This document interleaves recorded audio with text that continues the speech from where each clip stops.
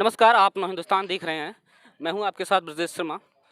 आज हमारे साथ खास बातचीत करने के लिए कुशीनगर विधानसभा के युवा तुर्क नौजवानों के चहेते नेता राजेश प्रताप राव और बंटी राव मौजूद हैं।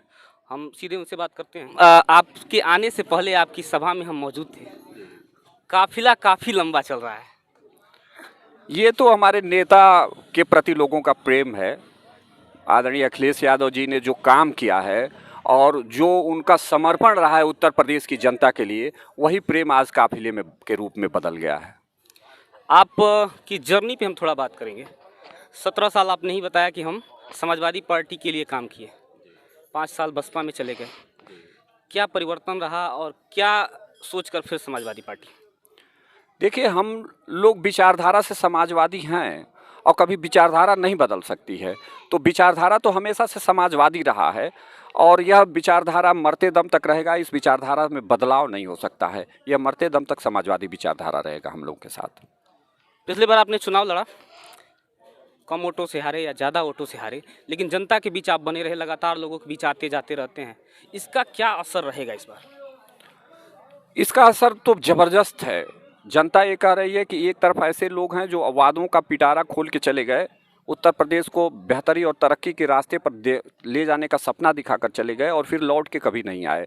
और एक तरफ दूसरा नेता जो गांव गरीब अंतिम व्यक्ति की लड़ाई लड़ता रहा, हर व्यक्ति के आंसू पोंछने का काम किया और हर व्यक्ति के पीड़ा में खड़ा हुआ और उसका साथी, उसका बेटा, उसका लाठी बन के हमेशा उसके साथ रहा। तो इसका परिवर्तन तो ज़बरदस्त है। आप स्वयं इसका अगर आकलन करेंगे तो गांव में जाएंगे तो उसका असर आपको देखने को मिलेगा। हमारी टीम चुनाव यात्रा कवर कर रही है। चुनाव यात्रा में जनता का रिस्पांस थोड़ा अलग है। आप कैसे देखते हैं कि क्या हवा बदल रही है? हवा बदल नहीं रही, हवा बदल गई है। हवा इस बार इस बात के लिए है कि जो विकास की गाथा 2017 से 2012 के बीच में आदरणीय अखिलेश यादव जी लिख के गए थे, वह गाथा बिल्कुल बंद पड़ी हुई है।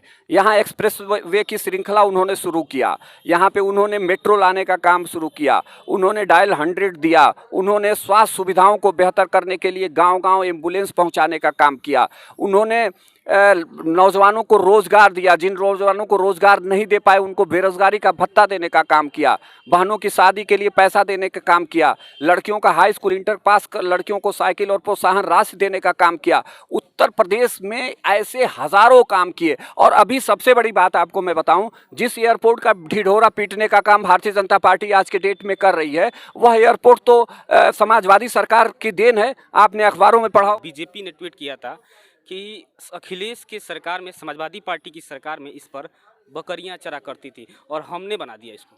शायद योगी आदित्यनाथ जी अपने मठ से निकलते ही नहीं होंगे तो कैसे इस बात को देखने का काम करेंगे? उस बात को देखने का काम तो जो यहाँ के लोकल लोग हैं वो करने का काम करेंगे। और आप उन्हीं से पूछ लीजिए, क्यों नहीं योगी जी और मोदी जी आए थे बर्मा फार्म में, तो उन्होंने क्यों नहीं बताया कि उन्होंने पैसा कितना दिया? 258 करोड़ रुपया कुल उस एयरपोर्ट को बनाने में खर्च हुआ है। उसमें 207 करोड़ आदरणीय अखिलेश यादव जी ने दिया जब मुख्यमंत्री थे। 207 करोड़ रुपया जिसने दिया उसका कोई योगदान नहीं, वो बकरी चरती थी। और इन्होंने 40 करोड़ रुपया दे दिया तो इन्होंने एयरपोर्ट बना दिया।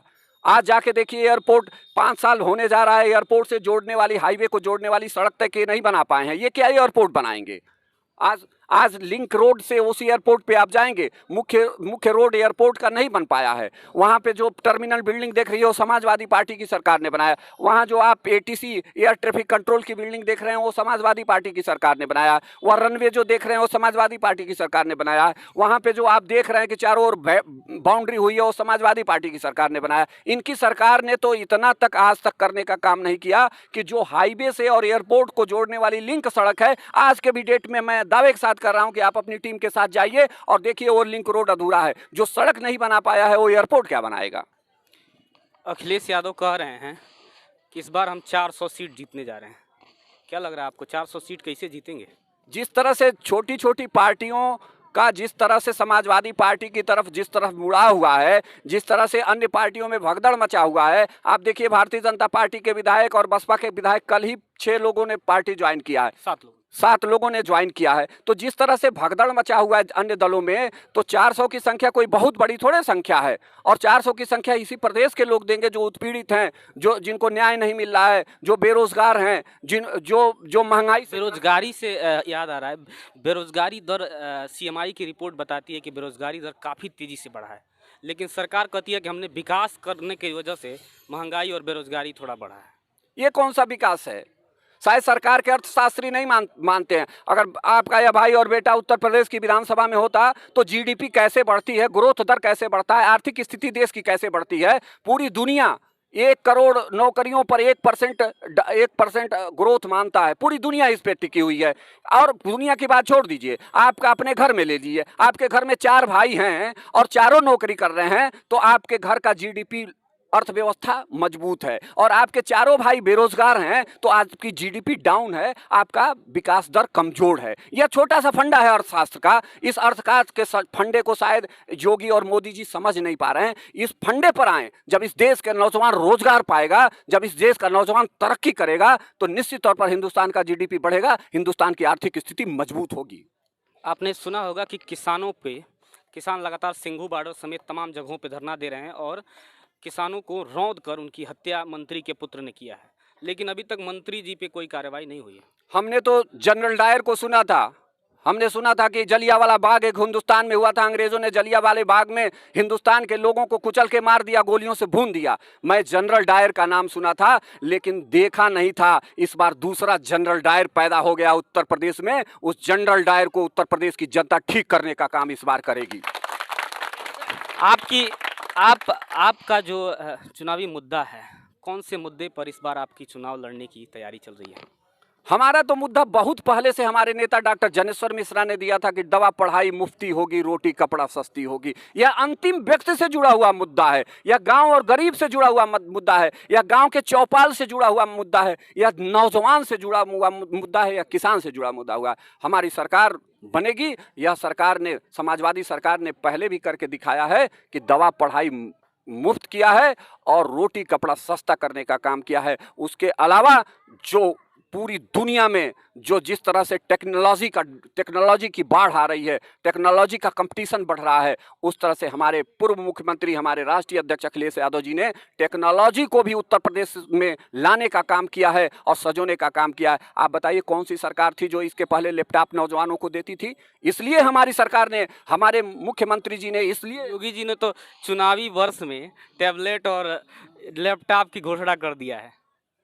अब योगी जी तो घोषणा वीर ही हैं, और उससे घोषणा वीर हैं उनके मेन प्रधानमंत्री जी का पिछला भाषण मैं सुन रहा था। प्रधानमंत्री जी ने कहा कि आज का प्रधानमंत्री बोल के गया है और महंगाई का मौ नहीं बोला है, और यहीं से बर्मा फार्म से बोल के चले गए। महंगाई का मौ याद नहीं आया उनको कि महंगाई भी कोई चीज होती है।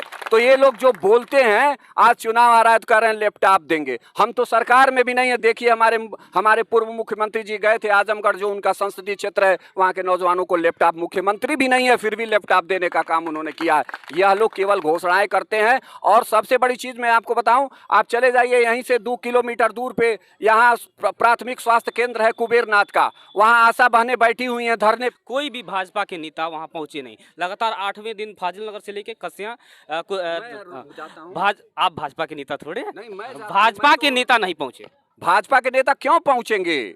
भाजपा के नेताओं को सत्ता से मतलब है।